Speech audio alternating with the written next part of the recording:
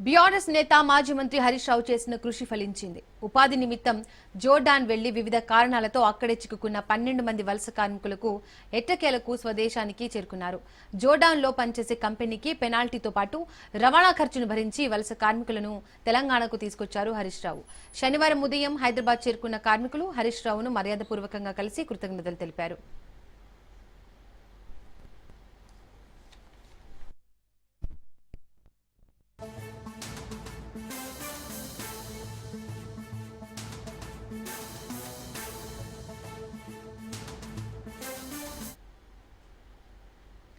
జోర్డాన్లో అనేక కష్టాలు అనుభవించిన తమను ఆదుకొని స్వదేశానికి తిరిగి వచ్చేలా చేశారని హరీష్ రావును కొనియాడారు వలస కార్మికులు.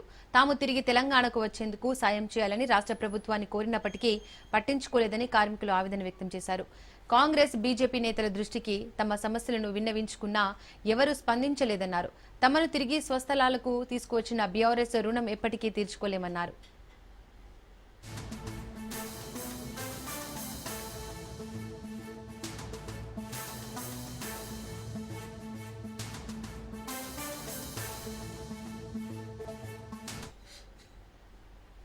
ఇక జోర్డాన్లో కార్మికులు ఎదుర్కొన్న ఇబ్బందుల గురించి హరీష్ రావు అడిగి తెలుసుకున్నారు. కడుపు నిండా తిండి కూడా లేకుండా ఉన్నామని, ఎన్నో బాధలు అనుభవించామని కార్మికులు హరీష్ రావు ఎదుట కంటనీరు పెట్టుకోగా వారికి ధైర్యం చెప్పి ఇక్కడే ఉపాధి, ఉద్యోగ మార్గాలు చూసుకోవాలని సూచించారు. ఈ సందర్భంగా హరీష్ రావు మాట్లాడుతూ కేంద్ర రాష్ట్ర ప్రభుత్వాలు మొద్దు నిద్ర వీడాలని, విదేశాల్లో ఇబ్బందులు పడుతున్న వారి కోసం ప్రత్యేక విభాగాన్ని ఏర్పాటు చేయాలని డిమాండ్ చేశారు. గల్ఫ్ సంక్షేమ బోర్డు పెట్టి వారి కోసం ప్రత్యేక పాలసీ తెస్తామని ప్రకటించిన రేవంత్ రెడ్డి 2 ఏళ్లు అయినా ఇచ్చిన హామీలు నెరవేర్చలేదని విమర్శించారు. ప్రజలు మనకి అధికారం కట్టబెట్టింది ఆపదలో ఉన్న ప్రజలను కాపాడుకోవడానికి అని అన్నారు.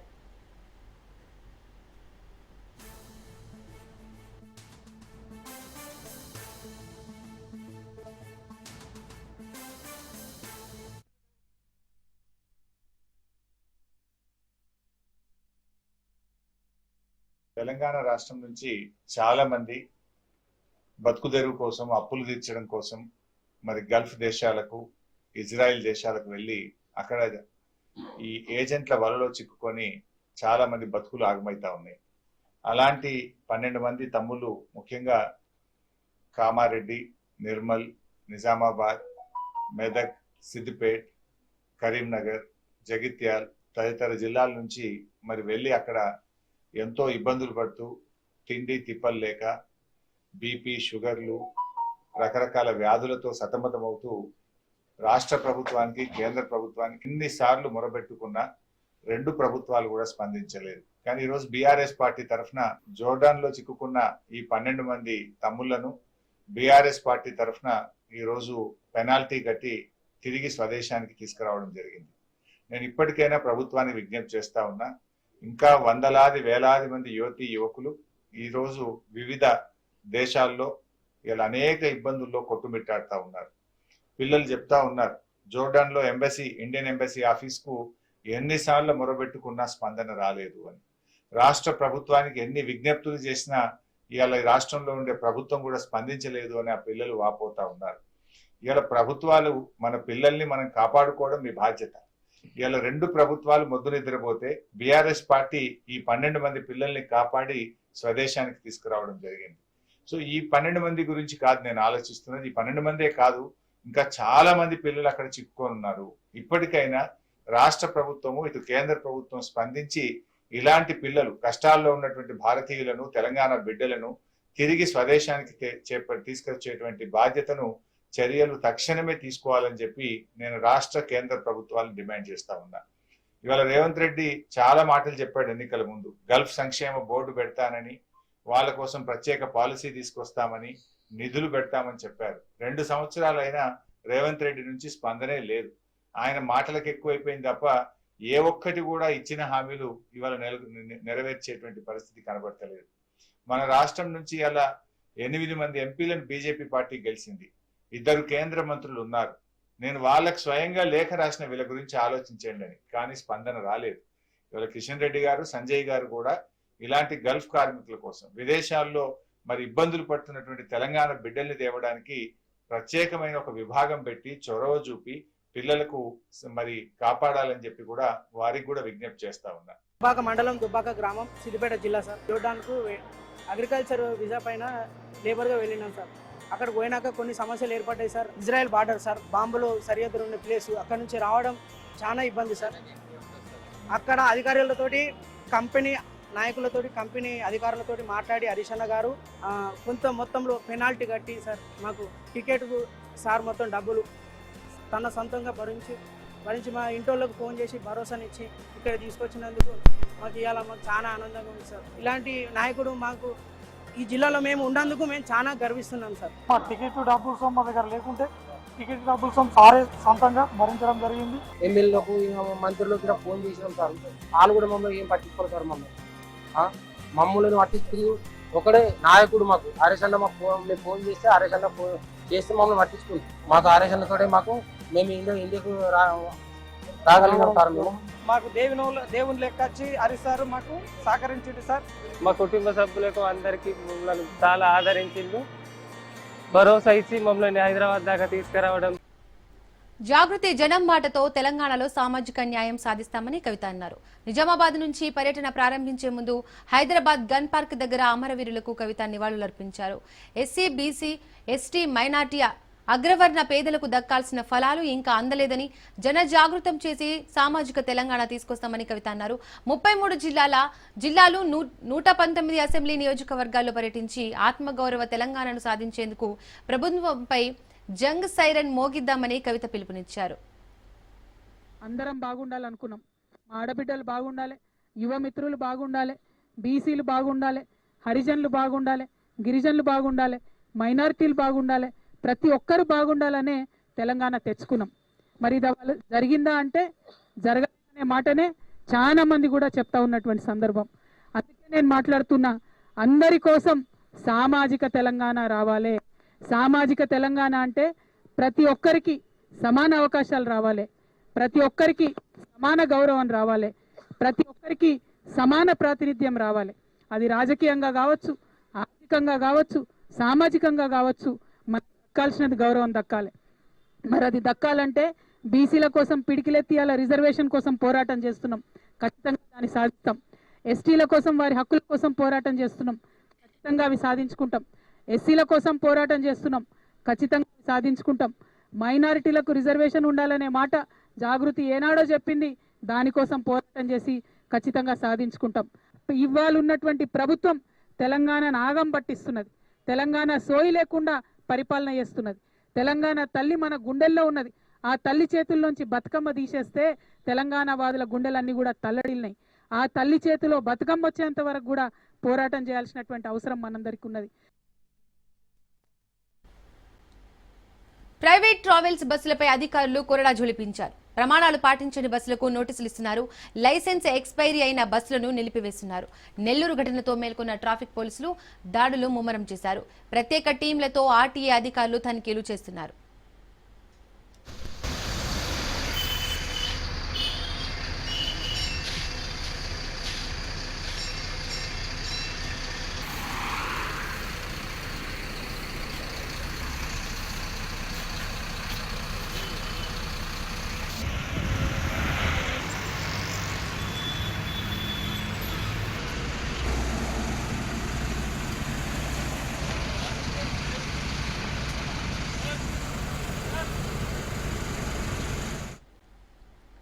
నార్ల వెంకటేశ్వరరావు ఆడిటోరియం దాదాపు 25 ఏళ్ల నుండి నిరుపయోగంగా ఉందని, నగరపాలక ఆస్తులపై కూటమి నాయకులు కన్ను పడిందన్నారు మాజీ మంత్రి అంబటి రాంబాబు. ఆస్తులు అన్నింటినీ ప్రైవేటు వ్యక్తులకు కట్టబెట్టడానికి ముందే ఒప్పందం కుదుర్చుకున్నారని సంచలన ఆరోపణలు చేశారు. ప్రజల సొమ్మును, ప్రజల ఆస్తిని ప్రైవేటు వ్యక్తులకు ఇవ్వడం ఖండిస్తున్నామన్నారు. అన్యాయంగా అధికారంలోకి వచ్చి దోపిడీ చేస్తామంటే వైసీపీ చూస్తూ ఊరుకోదని హెచ్చరించారు. గుంటూరు వైసీపీ కార్యాలయంలో నిర్వహించిన మీడియా సమావేశంలో ఆయన ఈ వ్యాఖ్యలు చేశారు. అత్యవసరంగా సమావేశం ఏమొచ్చింది? ప్రమాదం వచ్చిందా? కరోనా వ్యాధి అనేది వచ్చిందా? అంటే నార్ల ఆడిటోరియంని అన్నమయ్య ట్రస్ట్కి కట్టబెట్టడం అంత అర్జెంటా? మీరు కట్టబెట్టాలి. పీపీపీ మోడల్ కొత్తగా వచ్చాడు చంద్రబాబు నాయుడు. పీపీపీ మోడల్ అంటూ తనకు కావాల్సిన వాళ్ళు కట్టబెట్టాలి. ఇలాంటి ఖాళీ స్థలాలు ఉంటే కట్టిపెట్టేయడం, కార్పొరేషన్ ఏదైనా పెద్ద పెద్ద స్థలాలు ఉంటే కట్టిపెట్టేయడం, మానసరోవరం అది కూడా కట్టబెట్టబోతున్నారని అంటున్నారు. ఎంతో తెలియదు. కార్పొరేటర్లు తీవ్రంగా వ్యతిరేకించారు. వ్యతిరేకించడంతో పాటు డిసెంట్ ఇచ్చారు. దీనిలో డైమండ్ బాబు మేయర్గా డిప్యూటీ మేయర్ 6 పాయింట్లు. మొదటి పాయింట్లో మళ్ళా 6, మొదటి పాయింట్లో 6 పాయింట్లు, మళ్ళీ అలాంటి 6 పాయింట్స్తో కలిసి దీనికి సమాధానం చెప్పండి, కౌన్సిల్ నుంచి అడుగుతున్నాను నేను మేయర్గా, డిప్యూటీ మేయర్గా అని డిప్యూటీ మేయర్ గారు ఇస్తే దాన్ని చైర్మన్ గారు సంతకం పెట్టారు.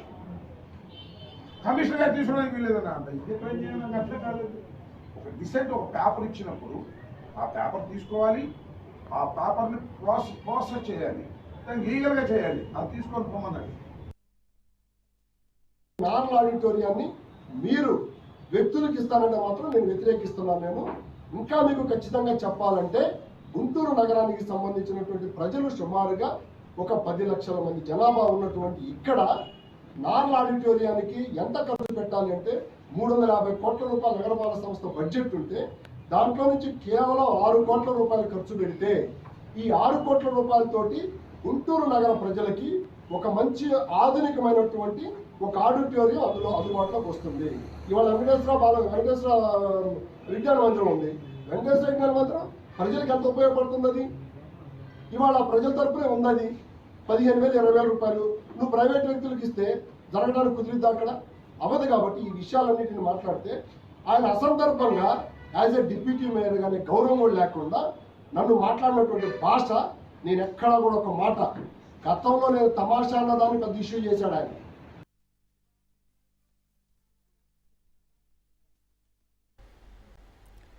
శ్రీవారి ఆలయ భద్రతా విధుల్లో ఈ నెల 6వ తేదీ ఉదయం 6 గంటల నుండి 9 గంటల వరకు చెన్నారెడ్డికి గొల్ల మండపం వద్ద డ్యూటీ ఉండగా తుపాకీ వదిలేసి భూమన కరుణాకర్ రెడ్డి వెంట ఆలయంలోకి వెళ్లినట్టు ఆరోపణలు వచ్చాయి. 3 గంటల పాటు తుపాకీని వదిలిపెట్టేసి వెళ్లిపోవడాన్ని తీవ్రంగా పరిగణిస్తున్న ఉన్నతాధికారులు చెన్నారెడ్డిపై శాఖపరమైన చర్యలు తీసుకున్నారు. చెన్నారెడ్డి గతంలో భూమన కరుణాకర్ రెడ్డికి గన్ మ్యాన్ గా పనిచేశారు.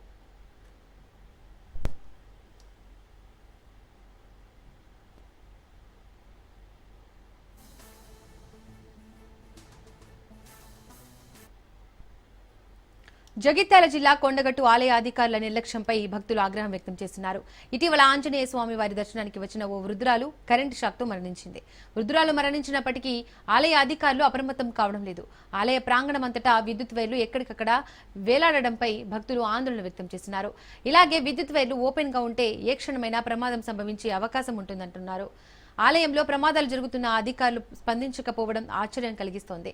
అధికారులు మొద్దు నిద్రలో ఉన్నారని, ఇంకెంత మంది ప్రాణాలు పోతే మేల్కొంటారు అని భక్తులు విమర్శలు గుప్పిస్తున్నారు.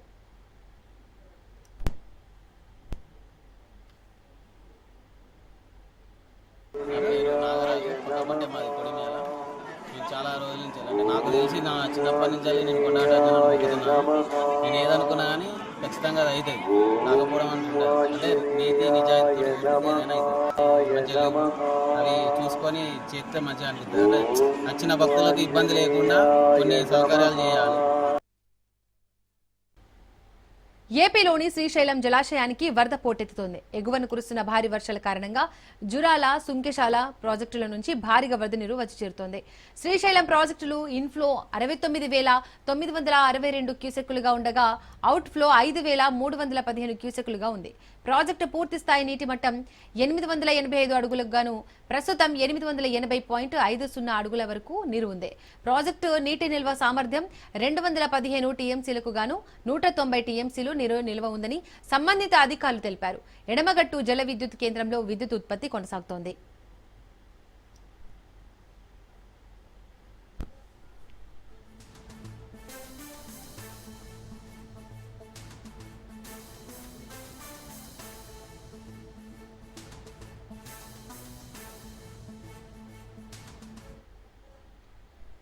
కలియుగ ప్రత్యక్ష దైవం తిరుమల శ్రీవారిని జనసేన నేత మంత్రి నాదెండ్ల మనోహర్ దర్శించుకున్నారు.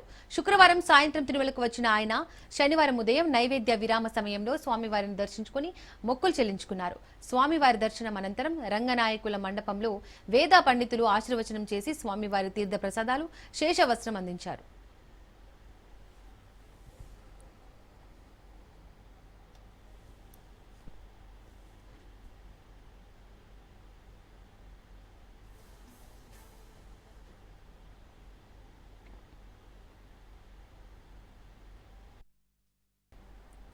తెలంగాణ డీసీసీ అధ్యక్షుల ఎంపికపై హైకమాండ్ ఫోకస్ చేసింది. ముఖ్యమంత్రి రేవంత్ రెడ్డిని, పీసీసీ చీఫ్ మహేష్ కుమార్ గౌడ్ ను ఢిల్లీకి పిలిపించిన హైకమాండ్ డీసీసీ అధ్యక్షుల ఎంపికపై తుది నిర్ణయం తీసుకునే అవకాశం ఉంది. ఇప్పటికే జిల్లాల నుంచి 3 చొప్పున పేర్లను జిల్లాల పరిశీలకులు ప్రతిపాదించి లిస్టులో పంపారు. ఇందులో సామాజిక వర్గాల సమతుల్యత పాటించేలా రాష్ట్ర యూనిట్ గా డీసీసీ అధ్యక్షుల నియామకం ఉండేలా హైకమాండ్ మొగ్గు చూపనున్నట్లు తెలుస్తోంది.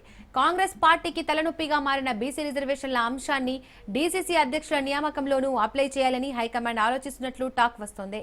మహిళా కోటా, మైనార్టీ కోటా కూడా ఫిల్ చేసేందుకు హైకమాండ్ కసరత్తు చేస్తున్నట్టు తెలుస్తోంది.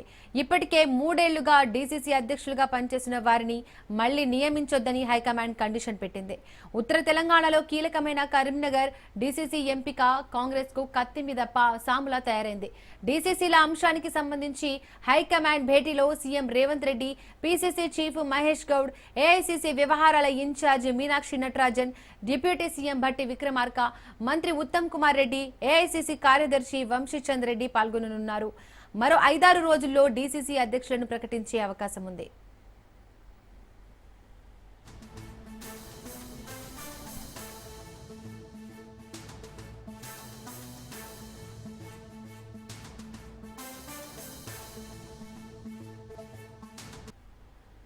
తెలంగాణ కాంగ్రెస్ లో ఏం జరుగుతోంది, రేవంత్ రెడ్డి సర్కార్లో ఏం జరుగుతోంది మాకు తెలియాలి అంటోంది ఢిల్లీలోని కాంగ్రెస్ హైకమాండ్.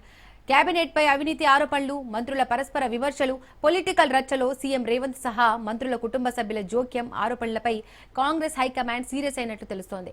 సర్కార్ సారథి Revanth Reddy, Parthasarathi Mahesh Kumar Goud, deputy CM Bhatti Vikramarka, senior మంత్రి ఉత్తమ్ కుమార్ రెడ్డి, ఇతర సీనియర్ నేతలను ఢిల్లీకి పిలిపించిన అధిష్టానం కాంగ్రెస్ కొట్లాటపై వివరణ తీసుకునే అవకాశం ఉందనే పొలిటికల్ లీకులు వస్తున్నాయి. అటవీ శాఖ టెండర్లతో మొదలైన మంత్రుల పంచాయతీలపై విపక్షాలు రాష్ట్రంలో గన్ కల్చర్ విస్తరించిందనే విమర్శలు గుప్పిస్తున్నాయి.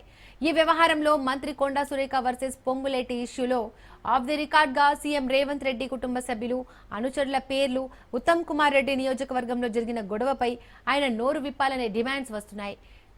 ఐఏఎస్ అధికారి రిజ్వీ రాజీనామా వ్యవహారంలో సీఎం రేవంత్ రెడ్డి కుటుంబ సభ్యుల పేర్లు, మంత్రి జూపల్లి కుటుంబ సభ్యుల పేర్లు తెరపైకి వచ్చి పొలిటికల్ దుమారం చెలరేగుతోంది. అంతకుముందు మంత్రి పొన్నం ప్రభాకర్ వర్సెస్ అడ్లూరి లక్ష్మణ్, మినిస్టర్లు వివేక్, లక్ష్మణ్ మధ్య సామాజిక వర్గాల చిన్నచూపు issue, junior senior war Congress ను బదనాం చేసిందే. ఇలా పాలనా పరంగా, పార్టీ పరంగా, సామాజిక వర్గాల పరంగా అంతర్గత సంఘర్షణలపై హైకమాండ్ ఫోకస్ చేసినట్టు తెలిసింది.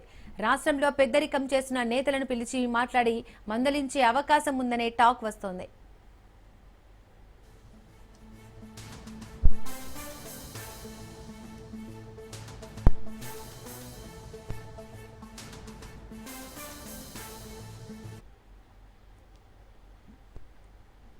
రైట్, ఇక ఇవి ఇప్పటి వరకు ఉన్న updates. Keep watching Raj news.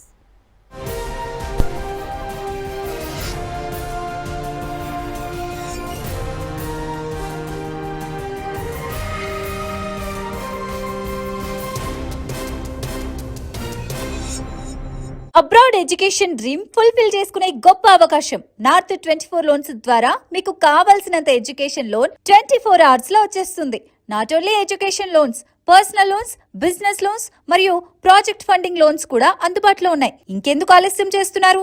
ఇప్పుడే కాల్ చేసి లోన్ పొందండి. ఫోన్ 8977533575.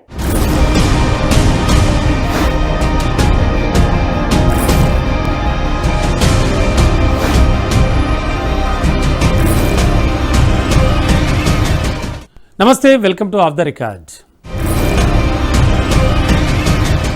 వాళ్ళిద్దరూ మాజీ ముఖ్యమంత్రుల తనయులు. ఇద్దరూ వేరువేరు పార్టీలకు ప్రాతినిధ్యం వహిస్తున్నారు. ప్రస్తుతం వాళ్ళిద్దరూ ఎమ్మెల్యేలుగా ఉన్నారు. అందులో ఒకరు దివంగత వైఎస్ఆర్ తనయుడు జగన్మోహన్ రెడ్డి, మరొకరు దివంగత ఎన్టీఆర్ వారసుడు నందమూరి బాలకృష్ణ. ఇప్పుడు ఈ ఇద్దరు ఒకరిపై ఒకరు తీవ్ర విమర్శలు చేసుకుంటున్నారు.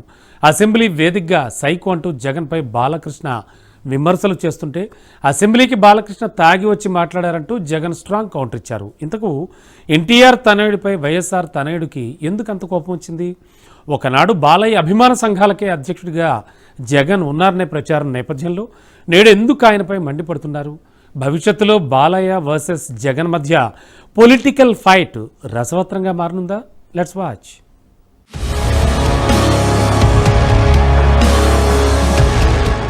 రాష్ట్ర రాజకీయాల్లో దివంగత ఎన్టీఆర్, వైఎస్ఆర్